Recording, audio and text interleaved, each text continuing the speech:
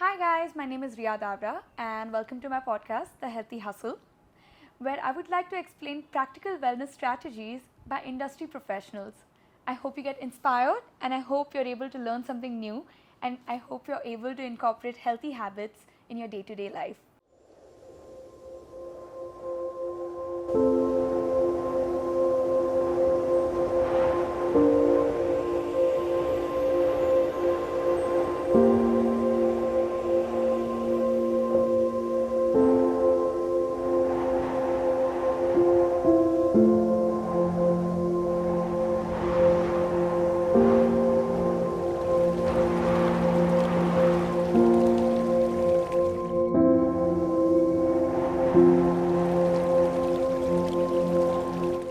Today's guest is Malavika. She's a dear friend of mine and she's a fitness enthusiast, a boss lady, and of course someone who I'm truly inspired by because her wellness routine is something that I would like to incorporate someday in my life.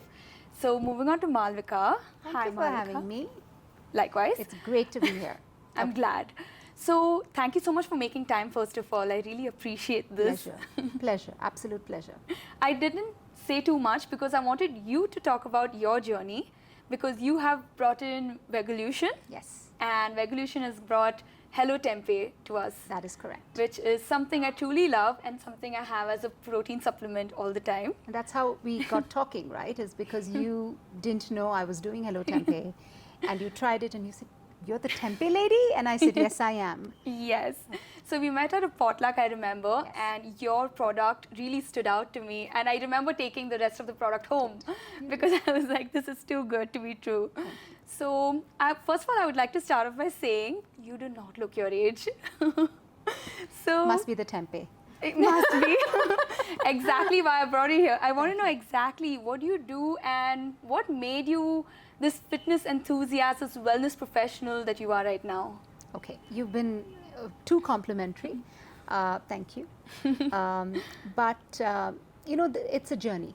It's not been an overnight thing. I think people need to understand that there's no such thing as shortcuts. Everybody has to put in the work, and we may need to put in a little extra work living in times that we live in now because most people lead very sedentary lives. The traffic is a lot nowadays, so people are sitting in their cars a lot, they're in traffic a lot. It's the social media generation, so we're on our phones a lot, lots of Netflix, so there's a lot of couch time and lots of sedentary time. So my whole purpose of doing what I do is to tell people to get healthier and to lead more quality lives. And Interesting. And this will come from a bit of you know, what experiences we go through in our lives personally and the journeys we walked, which make us what we are today. So a bit about what you said about the personal journey. Was there a particular incident in your life that made you realize, okay, health is everything? Like, is there something that influenced you to do this? Yeah, of course. Like, so growing up, I was a medium to chubby kid. Okay. But I really ballooned in my late teens. I went through a slim phase when you know you blossom and your hormones are all aligned, and then I had a minor accident and I was on bed rest. I hurt my knee, and many months later I realized that I'd gained a lot of kgs, and that was a bit of a shocker because back in the day we didn't have smartphones. So nobody really took pictures, and you didn't view yourself in that way, but there was a college picture where all the girls stood and everyone took pictures, and I just looked at it later when it was developed, and I said, I don't recognize myself. So I decided that I was going to embark on a weight loss journey. And it meant swimming, it meant aerobics, it meant badminton. It also meant not eating right, because those days women were not told to strength train. Of course. The concept of fat loss and inch loss didn't exist. The concept of weight loss did. So it was all about the scales. Women didn't strength train, men did. If you wanted to strength train, then you were a man. Like, you know, that was kind of the narrative. So it was aerobics. Tons of aerobic classes. And I think I've tried silly things like a peppermint spray that I saw an ad What's in the that? paper. You spray it in your mouth 3 times a day and you lose lots of weight. Did nothing. Doesn't sound healthy. Nope, for not sure. healthy at all. Very, very stupid of me, but I was young. I did that. I went to Jindal many times, 3 times. Okay. Lost Jinnah. weight, came back, Yeah. gained it all back. Yeah. Went on 0 carb diets, went Okay. on no sugar diet, went on every diet under the sun Which that one you can worked the imagine. best? Okay. Today, 20 plus years later, whatever, 25 years later, I can tell you that the best diet is the one that is sustainable, that does not frustrate you, Okay. that doesn't rob and take away the happiness and joy in your life, Yeah, which is that, and you shouldn't be anxious about food. Yeah. But sadly, growing up in Yeah, of India, as course. in a South Indian family, the conversation around protein did not even exist. Yes.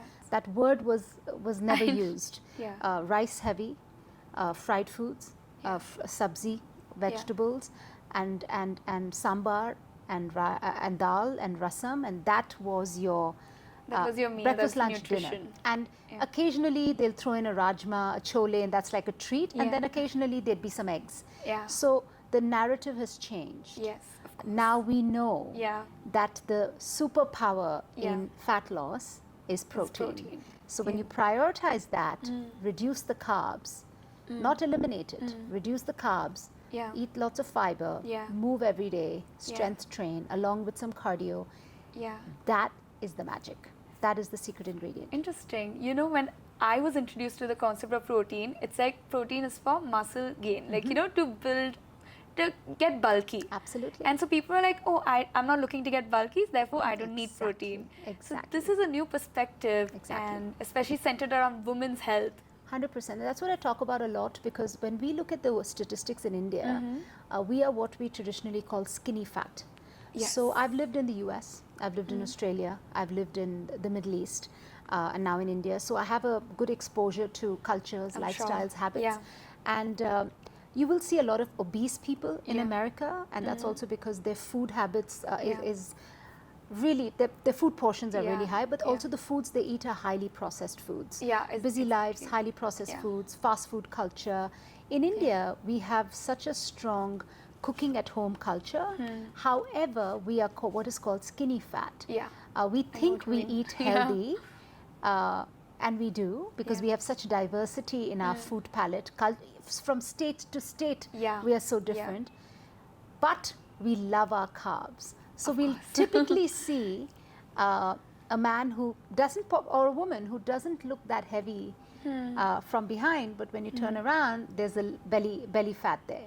So if you get them on a scale that measures their skeletal mass and their muscle mass, Yeah. you're going to notice that their muscle mass is very, very low, Very low. and their body fat percentage is very Exactly. high. So that's the skinny fat Indian. Yeah. Not overly obese, Yeah. but there's very little muscle and there's a lot more fat.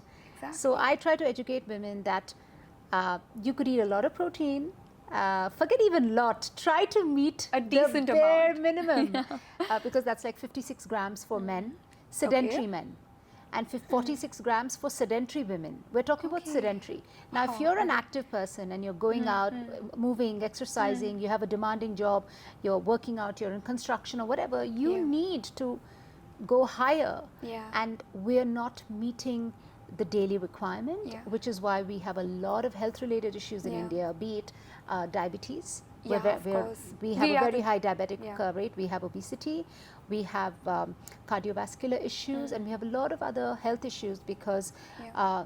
we really need to restructure our plate. But like, how does one measure protein? Because personally, even I don't know. Like, you know, how would I know I have 46 grams on my plate? So there's always going to be some standard sources of protein that doesn't change. Yeah. You can't invent protein sources, right? exactly. I always tell my clients, I'm a certified nutritionist, so Yeah. I tell my clients, you have to look at it this way. Like, protein has to have a starring role on your plate. So the right? biggest chunk? Or- So there's different ways to measure it. If you're a newbie and you've never ever understood the concept of protein, you have to understand that there's your there's your vegetarian and your non-vegetarian sources. Non-veg sources, super easy. Of course. You've got your eggs. Eggs is debatable because people, vegetarians also eat eggs. Yes. Eggs, your lean meats, your chicken, your fish, turkey, and your, meats are going to be your substantial sources of protein. Then you come to the vegetarians, it's going to be literally tempeh, tofu, and paneer. I encourage people to do low-fat paneer as much as you can if you're trying to keep your saturated fats in control, which you should. And then eggs again. And then the beans and legumes are like the supporting role because they are carbs with some protein. It's not protein with some carbs. Yeah, I get and we tend to water down our dals. We tend to water down our other beans and legumes. So again, you're getting a very low portion. So we need to talk about chunky portions of protein. So once you get that list, which is what I give all my clients. I have a list and I have per 100 grams, then it's a no-brainer. You just of course. mix and match and diverse. Spread out your protein sources. And to bridge the gap, include a great protein shake. A good quality protein shake. And that would be a supplement or? It's technically a food, but it's because it's not a regulated industry. You could make a protein shake in your backyard or in your patio and you could label it and sell it and I wouldn't know whether you tested it for heavy metals, what is the real protein content. So you have to go with reputed brands because the ingredients in non-reputed brands and non-tested brands are what's going to give you gut related issues. Something a lot of people today are struggling with is gut health. And now we've realized that gut health, brain, there's a connection. Gut-brain axis. Absolutely. You could be doing everything right, but if you're a high-strung, stressed-out person, it's going to affect your gut because stress impacts. If you hear some bad news, say you're sitting for lunch. Your stomach drops. What happens immediately? Are you like, wow, what a lovely meal? Or are you like, no, I can't eat anymore? Appetite There's an immediate drop. So emotions greatly impact gut health.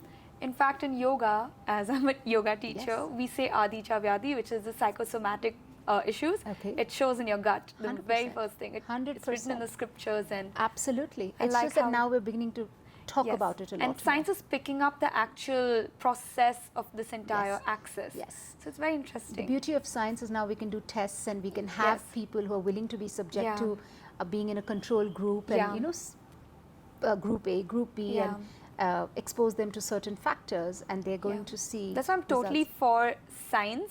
So I'm not the one to choose tradition over science. It's like complement. You have to use practicality because if you sit in the olden days and sit and say, oh, but they did it that way, why? And they were fine. The air is different now. The soil is different. Bingo. Situations are different. Bingo. We are not our ancestors.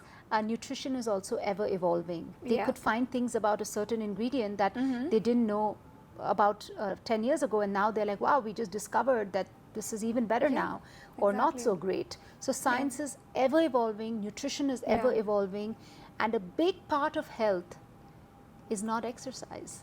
It is nutrition. That's a big one. That's what I've heard, 80% nutrition, absolutely. If I'm not wrong. And then the next remaining is we do it for mental and physical health. Exercise is key, but a big part of health is also nutrition. And then when you combine the two, it's just magic. It's magic. And sleep. We have an epidemic of people not sleeping enough. It's a big problem in India. Lots of scrolling, lots of digestive issues, acidity, reflux, so people are not sleeping properly or the quality of sleep is not good. And when you do not sleep properly, you are literally giving birth to a lot of disease and mental health and just low productivity. So people need to sleep better. In fact, I teach sleep enhancing every once in a while, and by just looking at the number of people getting back to me like, hey, I need this. So I totally agree with the sleep aspect. But again, coming to the theme of this podcast, where people think, okay, hustling means sleep less, work more. So how would you like to comment on that? Because if someone who's trying to build something, should they choose sleep or should they choose hustle? So when I was in my 20s, I worked in the hotel casino industry. A casino industry is a 24/7 industry. So there's no 9 to 5.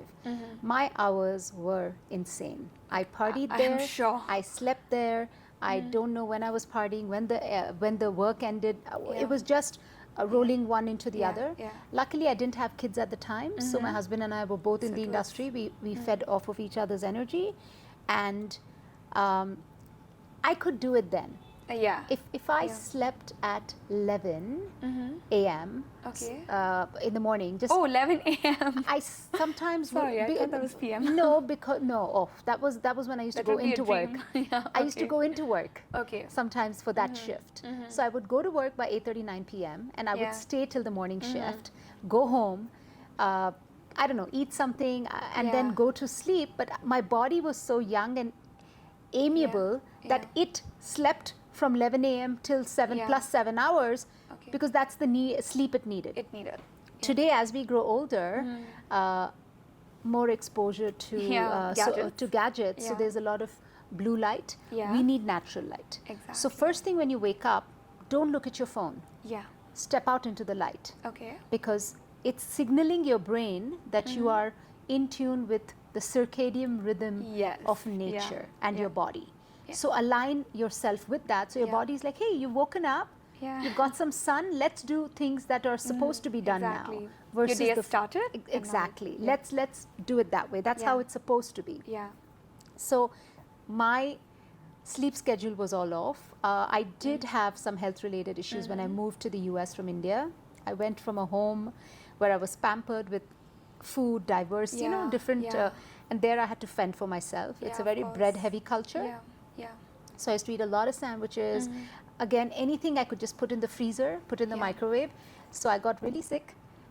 When I say really sick, is I was tired, lacking in energy, went to the Yeah. doctor, did my blood test. I think every single count was low.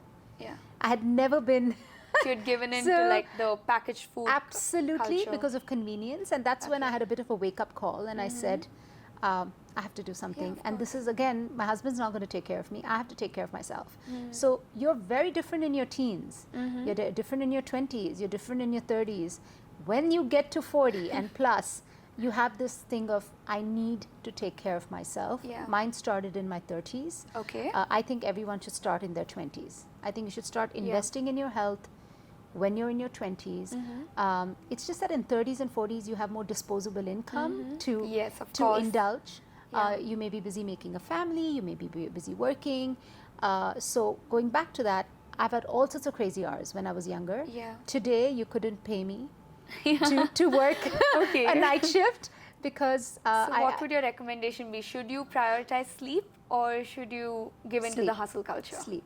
Yeah. When you're giving into the hustle culture, the idea of hustling is to make it big. Yeah. To have a successful future Yeah. and career. Yeah. You're seeing so many cases of young people having heart attacks. Yeah, exactly. It's And shocking. there is an underlying reason. There's definitely going to be some underlying health issues. There's never full transparency with exactly what the issues. Yeah. But check their sleep history. Okay. Check their work history. How many hours a day were they putting in? Yeah. Were they practicing meditation? Were Okay, they learning to mindfulness, de-stress? yeah. Were they exercising? Were they Yeah. eating right? Were they eating Yeah. on time? Yeah. These are the pillars. These are the fundamentals. So if you were to ask me whether you hustle versus sleep, Yeah. any day pick sleep over hustle and find a balance. Cut Wow. back on I love to hear that because it's cut rare. back on scrolling your Yeah, Instagram yeah. or random other unnecessary Activities. activities Yeah. and go for a half an hour walk. I You know, agree with it's you. about time management. You Yeah. have to learn to manage your time. I agree with Which you. a lot of people, unfortunately, Yeah, they say right, sleep is for the weak, and I feel like I that's don't believe something that it. needs to be busted. Like today real- you're going to yeah. see with the and we are not, and I say this again and again because I speak to doctors, I speak to cardiologists, I speak to gastroenterologists, pediatricians, I'm and sure. they tell me Yeah. that they are seeing a large number of gut related issues since the pandemic, since COVID. I tell people we are not what we were before the Yeah. pandemic. We Yeah. are, we're divided. We Yeah. are pre-pandemic humans. Yeah. We are post-pandemic humans. So our habits have to be different. We are not what we were before the pandemic. We don't know how it's affected each one of us. Whether you had symptoms, didn't have symptoms, it doesn't matter. Yeah. What's happening inside, we don't know. So you have to do your best and get that sleep, eat right, Yeah. take care of yourself. Beyond that, there's destiny. There's a larger force you cannot control. That you have to leave it up, but you of have to course. do your bit, Your bit. for Yeah. yourself. Okay, coming back to the topic. Yes, so Malvika, it has Yes. been very interesting knowing about your personal journey so far. And of course, I'm even more inspired now. I would like for you to also explain the business of wellness. Because what you're doing right now with Hello Tempayy, you as a nutrition coach, everything else, what is the business of wellness looking like right now? You know, that's a really good question. So I think this area, this industry has a lot of potential. The reason is because there is a gap. Yeah, exactly. Because there's a gap, there's opportunity. So we, my husband and I, we run Hello Tempayy together. Yes. We're in the UAE, and we are in India, all over India. Now we've just launched in the US.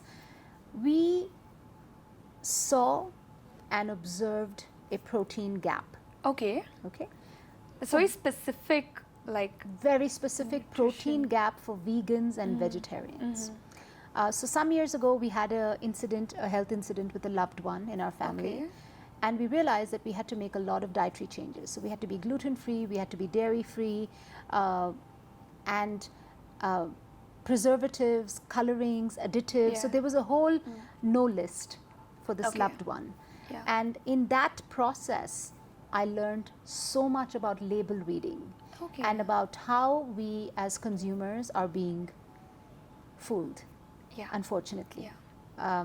Most of the foods we eat or we choose to eat don't even closely resemble the what real, they are what the real. supposed to deliver. Read labels. I tell my clients, I tell my followers, read labels. Do not go by the front Yeah. of the package. Yeah. Turn it around, investigate it. Now you have Google at your fingertips. Google those ingredients if you're Yeah. confused, but educate yourself about label reading because unfortunately, when you're upset, if you're an emotional eater, Yeah. you're not going to go pick up an apple.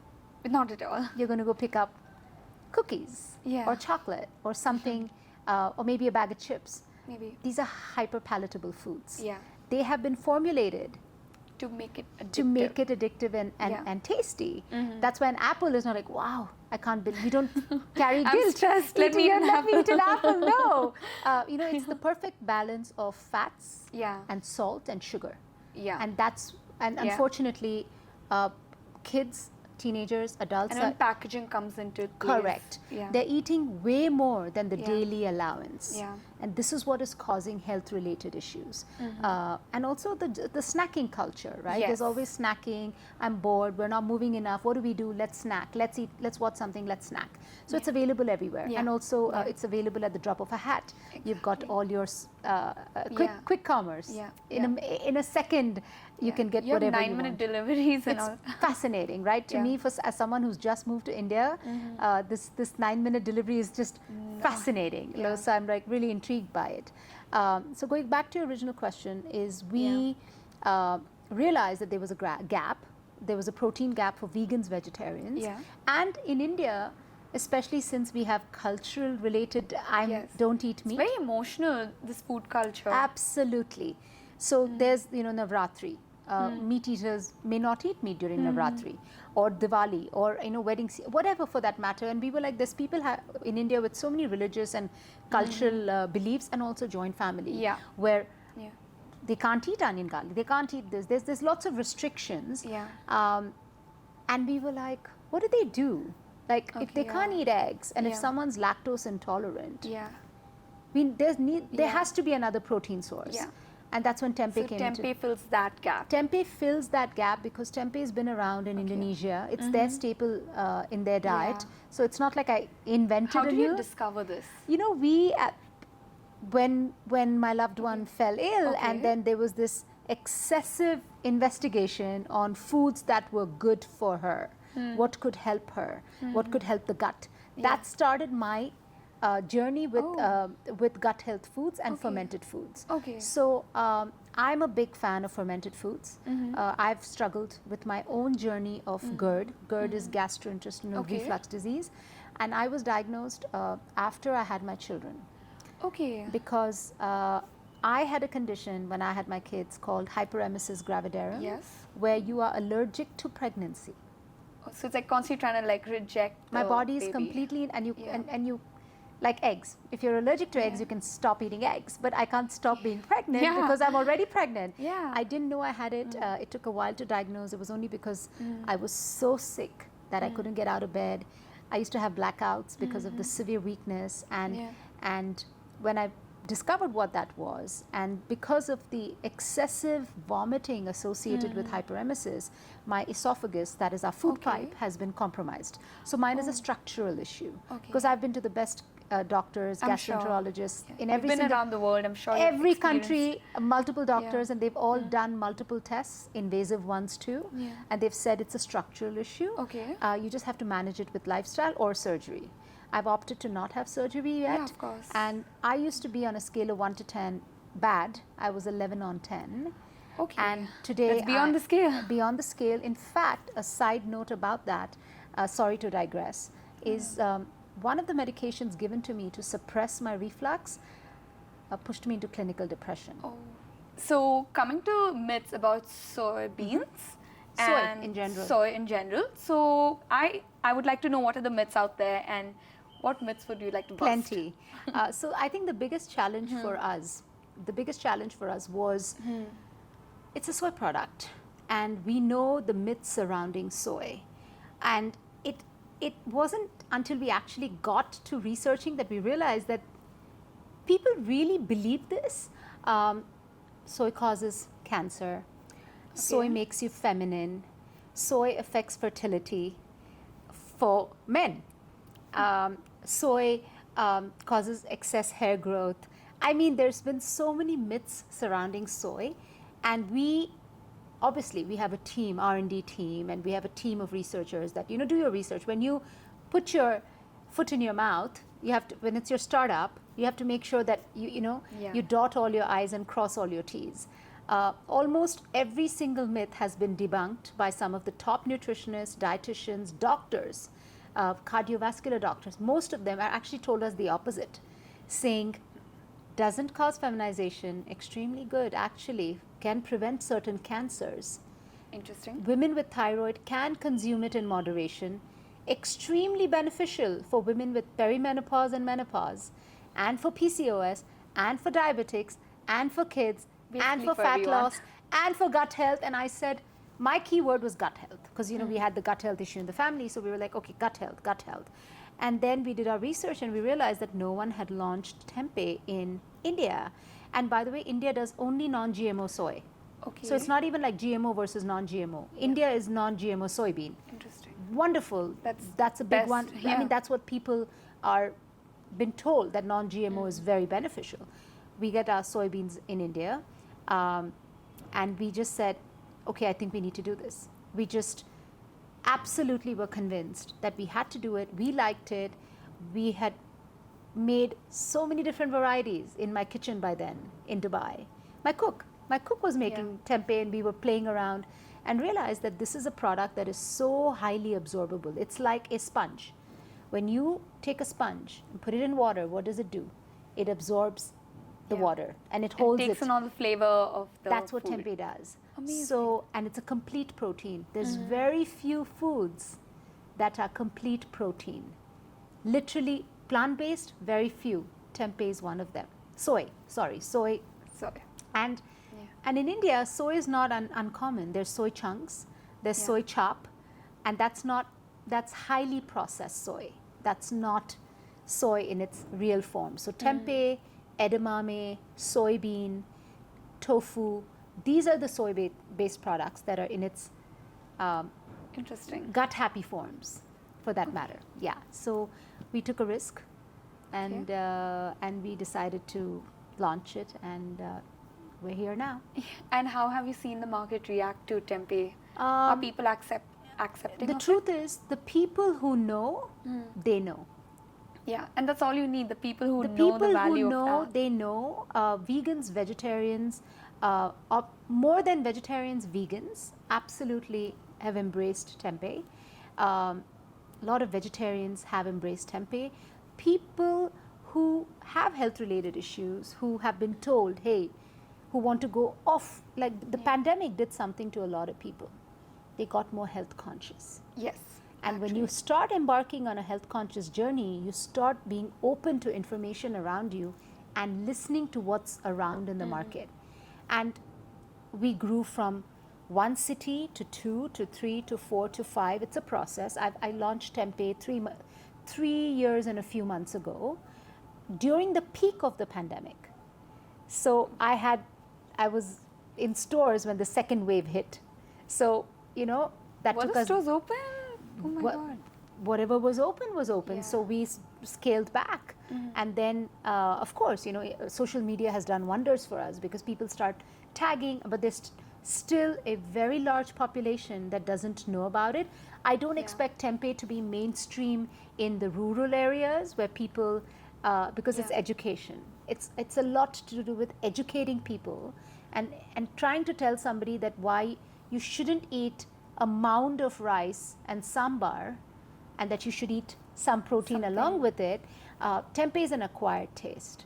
Because of its fermented gut-friendly bacteria, there is a little bit of that bitter aftertaste, which is complete. Some people love it, and some people camouflage it. That's why you have your marinades. And the beauty of tempeh is it absorbs flavor. So you could absolutely. You can experiment. You can make your own version. I made a tempeh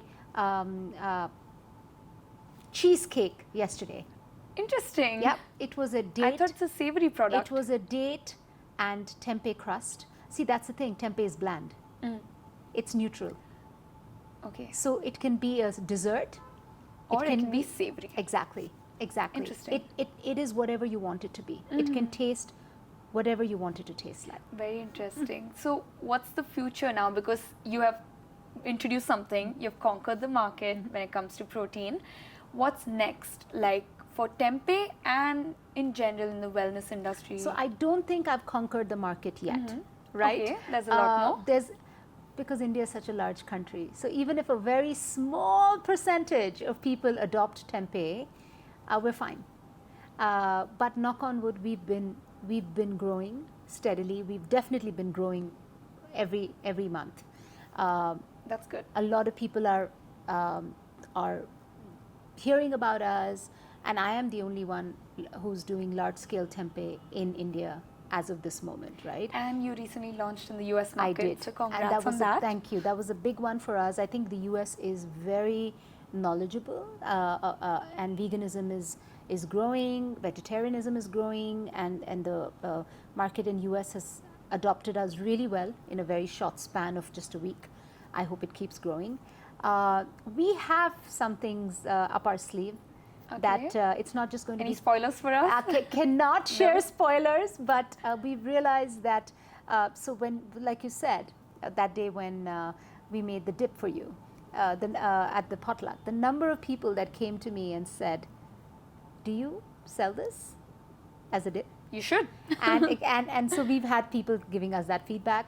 Our galauti kebabs do really, really well. Whenever we... I remember the tasting platter. Everything was so diverse. And you tried a chettinad curry, you tried a tempeh cutlet, and you tried a dip. So Western, Indian, and semi, so you had the opportunity to try It all. Yeah. So the big thing for us was going from cubes, which is the cold product, jumping into thins, which is not a cold product. And that was because our customers said, hey, I like it, I want to travel with it, but I can't. And we said, well, We'll fix that. we'll fix that, and we'll give you something without colorings, without additives, without preservatives. Yeah. And not take away the integrity of the quality of the product, and we'll give you something that has a fairly large shelf life, because we have a special technology that we use to give it that longevity, and we will have you keep it for 60 days, 70 days, 90 days, whatever you want. Look at the expiry date, figure it out, and you travel with it. Can you believe I've had friends who've gone to the Himalayas, and they've carried tempeh with them because they need the protein. Yes, I have marathoners that carry tempeh. I have had trekkers. I have students in hostels who say that They only have a microwave. That's something I'd need. They have a microwave, and they open it and they put it in a bowl, and they cover it and they microwave and eat tempeh, because the youth today, the youngsters, have realized protein is essential. Yeah. So they've figured it out. And handy protein, you know, like Handy you don't protein, have to cook you don't have to it. do anything. At the most, dip it in a nice sauce. Just be creative. Put it in a sandwich. Make a little sandwich or in a wrap or something. But it's just something you could also eat by itself. Some people do. Some people prefer a dip.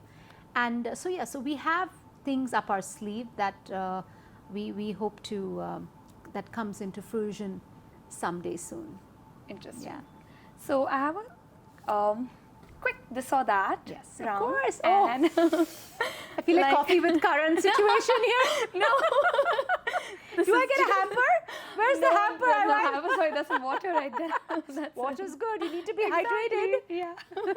No. All you get is just, I don't know. Okay, Yeah. done. Cool. A quick Done. this or that. Yeah. No stress. No. Morning workout or evening workout? Morning. Smoothie or juice? It's Juice. a quick one. Cardio or strength training? Both. No, one. Strength. Okay. Solo workout or group workout? Solo all the way. Same here. Outdoor workout or indoor workout? Outdoor. And meal prep or spontaneous cooking? Meal prep. And lastly, tea or coffee? Coffee. Amazing. That's all. I resonated with most of them. Yes. So, I'm a hardcore coffee drinker. I love my coffee. Mm-hmm. Love outdoor workouts, but the Dubai heat was. I Killing. did it. I did it during the pandemic. I would put 2 fans and do my workouts to post them in the heat. Wow. Because the family was inside the house, and it's you need the space. So I had a little patio that I would time my workouts.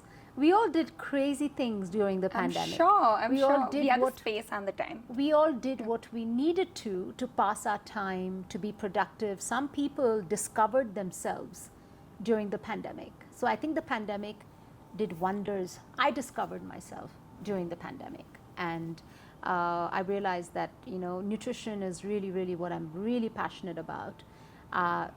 It's just I just love educating people, teaching people, sharing knowledge with people, and just prompting people to just get healthy.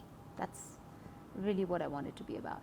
So if you have to give one young person an advice right now, because coming from the Gen Z background, when I ask this to you, I'm asking this for myself. Yeah.